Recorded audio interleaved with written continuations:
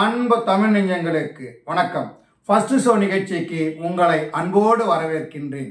இன்றைய first show நிகழ்ச்சியில உருட்டு உருட்டு திரைப்படத்தின் திரை விமர்சனத்தை தெரிந்து கொள்ள போகிறோம். வாங்க நிகழ்ச்சிக்கு போவோம்.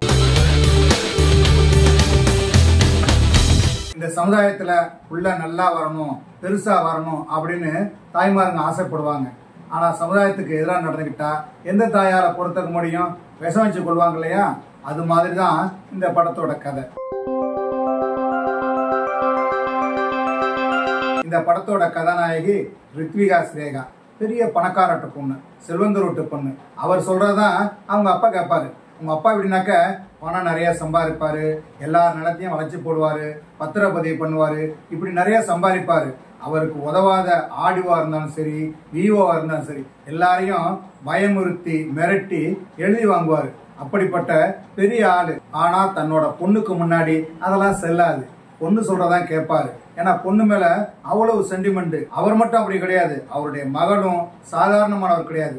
தன்னை காதலிக்கிறவன், விரும்புறவன், பாக்குறவன் எப்படிப்பட்டவனா இருக்கணும், எவ்வளவு வசதி உள்ளவனா, எவ்வளவு திறமை உள்ளவனா, அழகானவனா இருக்கணும் அப்படின்னு ஆசைப்படுவார். அதுக்காக நிறைய பேருக்கு பனிஷ்மெண்ட் கொடுத்திருப்பாரு. இருந்தாலும் ஒரு கட்டத்துல காதல் வரும் இல்லையா, அது ஒரு பையன் மேல வந்துருது. அவனை பிடிக்குது, காதலிப்பாரு. அவனை அடிக்கணும் தான் போவாரு, ஆனா காதலிக்க ஆரம்பிச்சிருவாரு. காதலிக்க ஆரம்பிச்ச பிறகு அந்த பையனுடைய ஃப்ரெண்ட்ஸ் எல்லாம் இருப்பாங்க இல்லையா, எதிரி ஃப்ரெண்ட்ஸ், அவங்களாம் அவங்க அப்பாவுக்கு போட்டு கொடுத்துருவாங்க. அவனை கோயில் திருவிழாவில் அவனை போட்டு தரணும் அப்படின்னு அப்பா முடிவு பண்ணுவாரு. காதலிக்கிறது மட்டும் இல்ல, காதலனை பாதுகாப்பா வச்சுக்கணும் இல்லையா. இதுக்காக நான் படிக்க போறேன், பரீட்சை எழுத போறேன், மாமா வீட்டுக்கு போறேன், பொள்ளாச்சிக்கு போறேன்னு போயிடுவாரு. அங்க காதலனையும் அழைச்சிட்டு போயிடுவாரு. காதலன் அங்க இருக்கிறது தெரியாம பொண்ணோட அப்பா என்ன பண்ணுவாருன்னா இங்க தேடுவாரு. அவங்க அம்மா மிரட்டுவாரு, அவனுடைய நண்பர்களை எல்லாம் அழைத்து மிரட்டுவாரு. கோயில் திருவிழாவுக்கு போனவன் அது பிறகு வீட்டுக்கே வரல அப்படின்னு தேடுவாங்க. ஆனா இங்க வந்து காதலியோட பேசுவாரு, சந்தோஷமா இருப்பாரு. ஆனா அவருக்கு என்னன்னா குடிங்கிறது ஒரு பெரிய வியாதி. தினமும் குடிக்கணும், நேரம் கிடைக்கும் போதெல்லாம் குடிக்கணும். இப்ப நல்ல இடம் கிடைச்சிருக்குது, குளிரான இடம், ரம்யமான இடம், அவ்வளவு அழகா இருக்குது. அந்த இடத்த ரசிக்கணும், அதே சமயத்துல மனசுக்கு இதமா குடிக்கணும் அப்படின்னு ஆசைப்படுவாரு. காதலி வந்து அன்பு காட்டுவா, அக்கறை செலுத்துவா, முத்தம் கொடுப்பானா அப்படின்னு யோசிப்பா. அதெல்லாம் கவலைப்பட மாட்டான். குடிக்கணும் குடிக்கணும் குடிக்கணும் அப்படிங்கிற ஆசையில இருப்பான். குடிக்கிறவனை அவன் பாதையிலே போய் திருத்தலாம் அப்படின்னு நினைச்சாலும் திருத்த முடியாது, அதோட மோசமா இருக்கலாம். அதனால தன்னுடைய வாழ்க்கை மட்டும் இல்ல, இன்னொரு பொண்ணோட வாழ்க்கையும் இவன் கெடுப்பான் அப்படின்னதும் கதாநாயகிக்கு ஒரு யோசனை வரும். அது என்ன யோசனை, அது எப்படி நடக்குது அப்படிங்கிறது தான் இந்த படத்தோட மீதி கதை.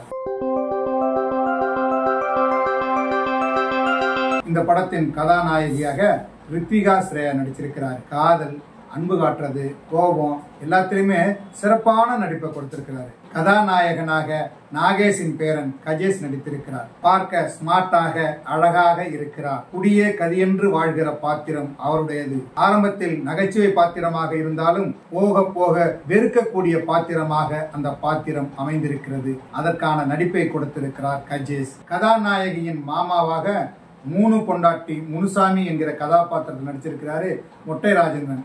சொல்ற மாதிரியே கதையில வந்து அவருக்கு மூணு பொண்டாட்டியும் அவருக்கு எப்படி அமைஞ்சுது, அது எப்படி இயல்பா எடுத்துக்கிட்டு சந்தோஷமா வாழ்றாரு, அவங்க மூணு பேரும் அவர் மேல எப்படி ஆசையா பிரியமா இருக்காங்க அப்படிங்கறதுதான் அவருடைய கதாபாத்திரம். அவர் வந்து நாட்டு வைத்தியர், அவர்கிட்ட நிறைய பேர் வைத்தியம் பார்க்க வருவாங்க. இந்த படத்துல கிட்டத்தட்ட அவர் வந்து காதல் மன்னனா நடிச்சிருக்கிறாரு. பாடல் காட்சிகளை பாத்தீங்கன்னாக்க சூர்யா மாதிரி வருவாரு, அஜித் மாதிரி வருவாரு, இப்படி எல்லா நடிகருடைய மேனரிசங்களும் அந்த கேரக்டர்ல இருக்குது. அந்த பாத்திரத்தின் மூலமாக நிறைய சிரிக்க வைத்திருக்கிறார். அவருடைய மனைவியாக நடித்த 3 பேர், அவருக்கு உதவியாக இருக்கின்ற பாபா லட்சுமணன், போலீஸ் அதிகாரியாக வரும் சேரன் ராஜ், அடிதடி நடேஷ், மிப்பு, கஜேஷின் நண்பர்கள், அவரது எதிரியின் நண்பர்கள், வில்லன், அவரது தம்பி, அவரது மனைவி என படத்தில் நிறைய பேர் நடித்திருக்கிறார்கள். எல்லோருமே காமெடி செய்ய வருகிறார்கள்.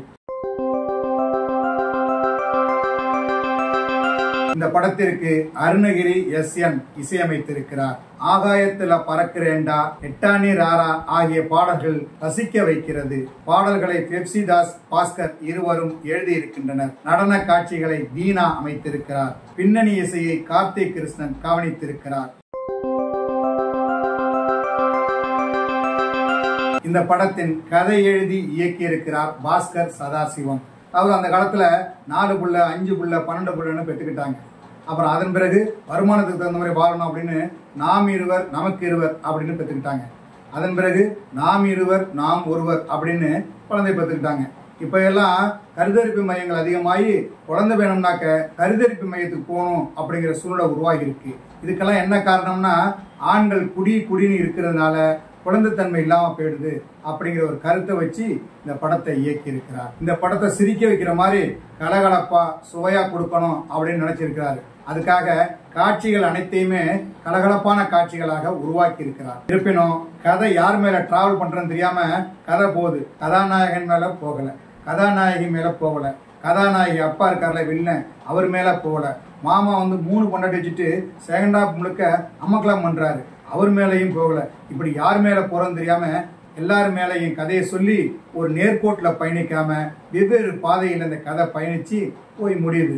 அதனால படத்தை பார்க்கும்போது நகைச்சுவையா தான் இருக்குது. ஆனா அழுத்தமான காட்சிகளோ அறிவுபூர்வமான காட்சிகளோ சுவாரஸ்யமான காட்சிகளோ படத்துல குறைவு. கலகலப்பா இந்த படத்தை கொடுக்கணும், இலசுகள் இருக்காங்க இல்லையா பேச்சுலர்ஸ், அவங்கெல்லாம் இந்த படத்தை விரும்பி பார்க்கணும் அப்படின்னு நினைச்சுக்கிட்டு இந்த படத்தை கொடுத்திருக்கிறாரு. அதனால பேச்சுலர் பசங்களுக்கு, ஜாலியை விரும்புகிற பசங்களுக்கு இந்த படம் பிடிக்கும். என்ன நேயர்களே, உருட்டு திரைப்படத்தின் திரை விமர்சனத்தை தெரிந்து கொண்டீர்களா? சரி, தமிழ் வலைக்காட்சியை தொடர்ந்து பாருங்கள். தமிழ் வலைக்காட்சியை லைக் பண்ணுங்க, ஷேர் பண்ணுங்க, கமெண்ட் பண்ணுங்க, சப்ஸ்கிரைப் பண்ணுங்க. தமிழ் வலைக்காட்சியின் புதிய அப்டேட்டுகள் உடனுக்குடன் உங்களுக்கு தெரிய வர அருகில் உள்ள பெல் பட்டனை மறக்காமல் அமுக்குங்க. கலை இலக்கியம் யாவும் மக்களுக்கு.